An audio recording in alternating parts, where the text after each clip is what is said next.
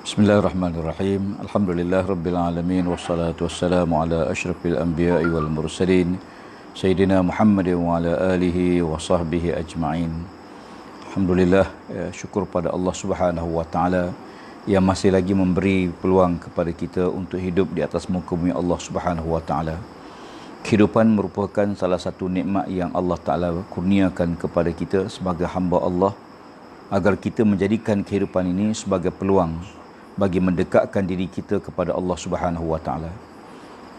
Kita berada dalam suasana negara yang berdepan dengan COVID-19 yang merupakan satu ujian besar Allah Subhanahu wa taala kepada kita semua.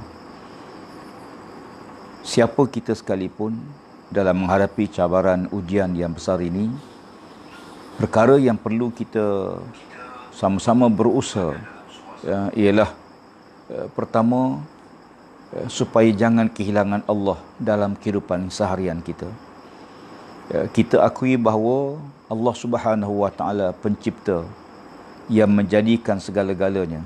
Qul la yusibana illa ma kataballahu lana. Katakanlah, sesuatu tidak akan menimpa kamu melainkan apa yang telah ditentu oleh Allah Subhanahu wa taala. Jangan kehilangan Allah, maksudnya dalam kehidupan kita seharian, pergantungan besar kita ialah kepada Allah Subhanahu wa taala. Takut kepada Allah bukan bermakna kita bebas melakukan perkara yang kita fikir bagi mendekatkan diri hanya kepada Allah Subhanahu wa taala, tetapi mematuhi peraturan-peraturan, mematuhi larangan-larangan, mematuhi perkara yang dihalalkan, diperintah oleh Allah, dan menjauhi larangan Allah Subhanahu wa taala, sebahagian di antara maqasid syariah yang telah ditentu oleh Allah, yakni memelihara nyawa, akal, agama, memelihara harta benda, maruah, keturunan, dan dia merupakan perkara yang perlu kita sama-sama hadapi.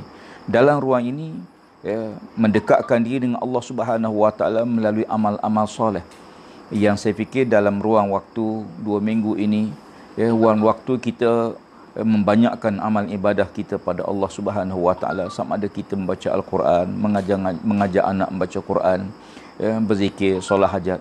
Dan saya ingin mengambil kesempatan agar kita semua jangan meninggalkan sembahyang hajat setiap hari dan setiap malam. Sekurang-kurangnya kita lakukan, merayu pada Allah Ta'ala, berdoa pada Allah Subhanahu wa taala. Jangan kehilangan Allah dalam kehidupan kita seharian. Kebimbangan kita, ketakutan kita dan sebagainya. Kerana yang kita takut ini, sebagaimana disebut dalam hadis Nabi SAW, alaikum bitaqwallah fa innahu jima'u kulli khair. Hendaklah kamu bertakwa pada Allah, kerana ialah himpunan segala sifat-sifat yang baik. Takut pada Allah tidak sama dengan takut pada binatang. Takut pada Allah bermakna kita mendekatkan diri dengan Allah Ta'ala, menjauhi larangan Allah Subhanahu wa taala. Tidak sama dengan kita takut pada binatang buas, kita lari daripada dia. Dalam suasana coronavirus yang berlaku ini, atau COVID-19 ini, yang kita takut itu ialah sejenis kuman yang tidak boleh dilihat oleh mata kasar manusia. Maka beberapa kaedah yang telah diputuskan oleh pihak berwajib, khususnya Kementerian Kesihatan, supaya sama-sama kita mematuhi perkara-perkara tersebut. Kerana kita mata kasar tidak nampak, dan inilah di antara benda yang perlu kita elak, kerana dia berbeza dengan ketakutan. Ada orang yang kadang-kadang menyebut bahawa saya lebih takut pada Allah, saya tak takut pada coronavirus. Kita harus faham bahawa takut pada Allah Subhanahu wa taala itu juga bermakna kita memelihara apa yang diperintah oleh Allah, menjauhi perkara dilarang oleh Allah Subhanahu wa taala. Sebagai contoh, memang kita akui bahawa bila tidak dibolehkan sembahyang berjamaah ramai-ramai di masjid di surau, bukan bermakna kita tidak sembahyang berjamaah. Hidupkanlah sembahyang jemaah di rumah masing-masing. Sembahyang jemaah di rumah masing-masing. Bahkan kalau kita lihat dalam fiqh Islam pun, kalau waktu ketakutan untuk hadir ke masjid kerana suatu ancaman yang boleh mengancam satu kesihatan, nyawa dan sebagainya, hatta kalau berlaku hari hujan sekalipun, kita dibenarkan sembahyang di rumah masing-masing. Dan syarak telah pun menetapkan kaedah-kaedah tertentu. Yang kedua, oleh kerana wabak ini menjadi suatu suasana yang membimbangkan seluruh dunia, maka kita dapati kaedah yang terbaik dalam ini ialah pertama, memang kita akui bahawa dia perlu kita menjaga kesihatan. Islam mensyariatkan kita supaya sembahyang 5 waktu, mengambil wuduk dengan sempurna. Antara perkara yang perlu kita jaga ialah waktu berwuduk ialah memasuk air dalam hidung. Kadang-kadang kita tinggal sunat untuk masuk air dalam hidung. Dan kita tahu bahawa pernafasan kita ini di antara salah satu punca berlakunya penyebaran, terutama bagi mereka yang batuk, mereka yang dijangkiti kuman, auzubillah, minta lindung pada Allah Taala, yang sebahagiannya pakai topi muka. Tetapi yang utama ialah bagaimana waktu kita berwudu kita jaga. Pastikan kita masukkan air dalam hidung 3 kali. Dia syariatkan, disunatkan kita lakukan 3 kali. Jangan kita tinggalkan. Walaupun mungkin selama ini kita menganggap tidak kisah dengan perkara tersebut.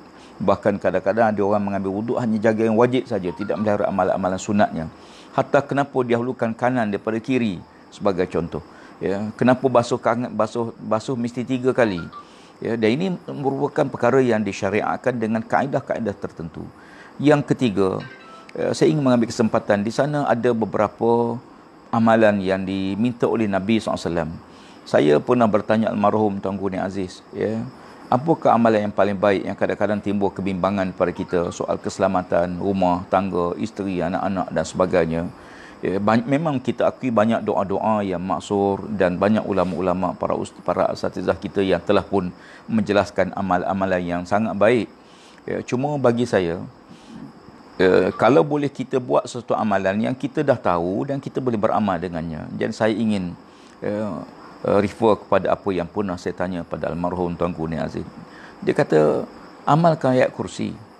Beliau sering kali menyebut amalkan ayat kursi, baca ayat kursi. Dia kata bila kita baca ayat kursi, bila sampai pada ayat wala yauduhu hifzuhuma, maka niat di situ. Minta Allah lindung kita, lindung keluarga kita, sahabat-sahabat kita, negeri kita, negara kita seluruhnya dan dunia seluruhnya.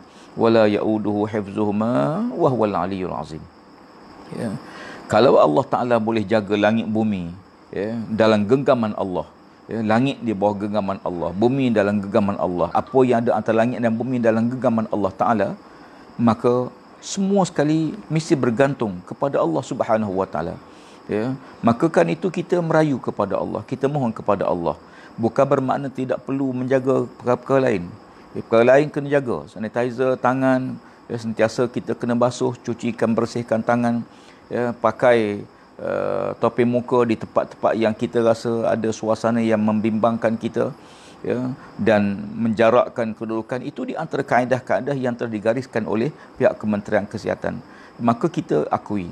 Yang keduanya, di antara doa yang bagus kita baca, ayat kita yang perlu kita baca ialah Bismillahillazi la yadurru ma'asmihi syai'un fil ardi wala fis sama' was-sami'ul alim. Amalkan Bismillahillazi la yadurru ma'asmihi syai'un fil ardi wala fis sama' was-sami'ul alim. 3 kali pada waktu pagi dan 3 kali pada waktu petang. Kita minta lindung pada Allah.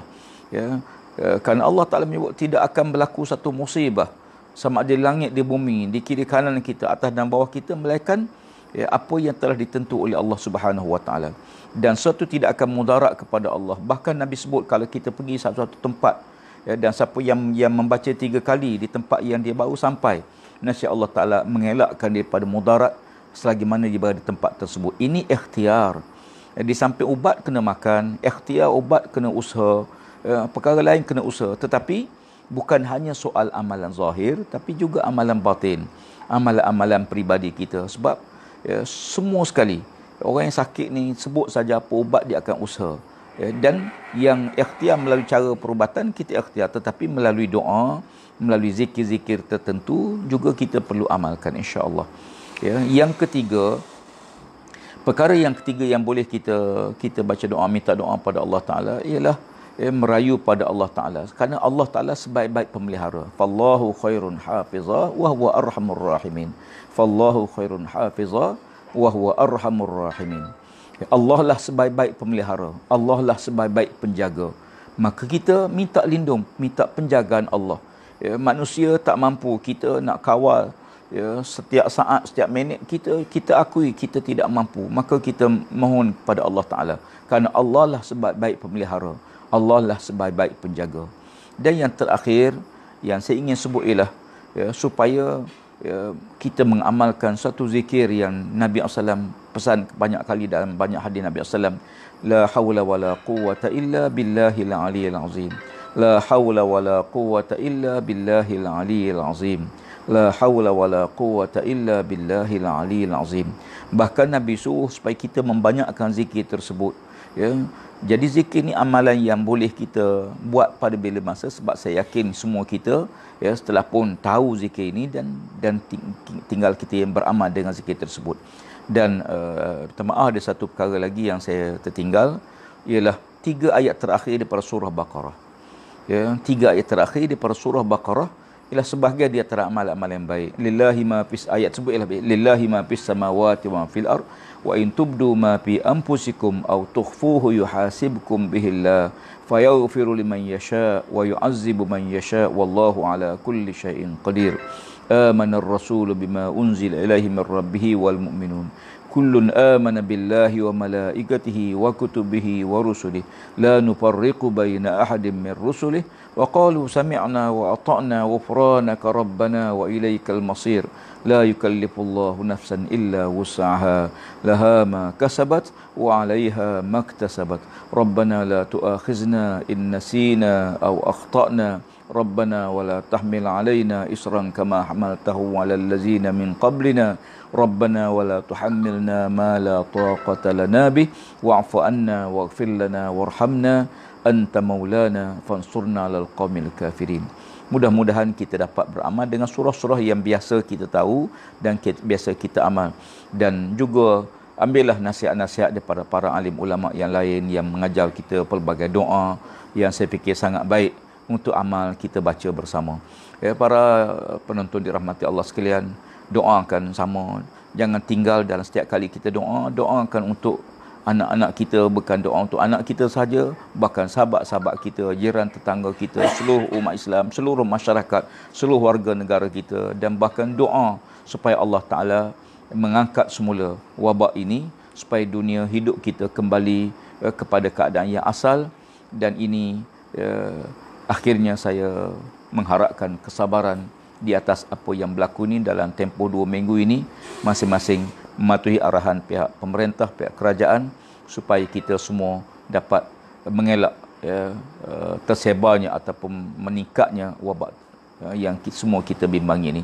Semoga Allah lindung kita bersama, semoga Allah merahmati kita bersama, dan semoga Allah Ta'ala sentiasa melihara kita, diri kita, keluarga, anak-anak, sahabat-sahabat, jiran tetangga kita, seluruh rakyat negara ini, insya-Allah. Mudah-mudahan diberkati Allah. Aku qauli hadza astaghfirullahalazim li wa lakum. Wassalamualaikum warahmatullahi wabarakatuh.